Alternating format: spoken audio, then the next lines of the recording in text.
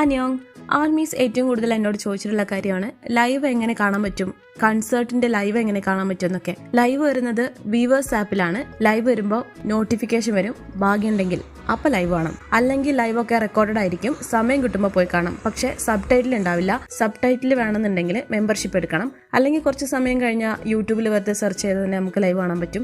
ആരെങ്കിലും ഒക്കെ പോസ്റ്റ് ചെയ്തിട്ടുണ്ടാവും വിത്ത് സബ് ടൈറ്റിൽ. പക്ഷെ അതിന്റെ ജെന്യൂനിറ്റി എത്രത്തോളം ഉണ്ടെന്നൊന്നും പറയാൻ പറ്റില്ല. കൺസേർട്ടിന്റെ ലൈവും അതേപോലെ തന്നെ ഒരു സ്പെസിഫിക് ആയിട്ട് ഇന്ന ചാനലിൽ വരും എന്നൊന്നും പറയാൻ പറ്റില്ല. ആരെങ്കിലും ഒക്കെ പോസ്റ്റ് ചെയ്തിട്ടുണ്ടാവും, ആരെങ്കിലും ഒക്കെ ലൈവ് ഇട്ടിട്ടുണ്ടാവും. അപ്പോൾ പോയി കാണാം. ഒഫീഷ്യൽ ചാനലായ ബങ്തൻ ടിവിയിലും ചിലപ്പം സ്ട്രീം ചെയ്യാറുണ്ട്. ഒരു കാര്യം കൂടെ, എംനെറ്റ് പ്ലസിൽ വോട്ടിംഗ് നടക്കുന്നുണ്ട്.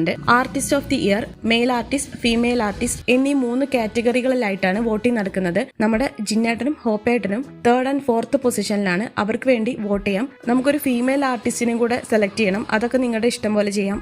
ഒരാൾക്ക് 3 കാറ്റഗറികളിൽ ഒരു ദിവസം 1 വോട്ട് എന്ന രീതിയിൽ കൊടുക്കാം.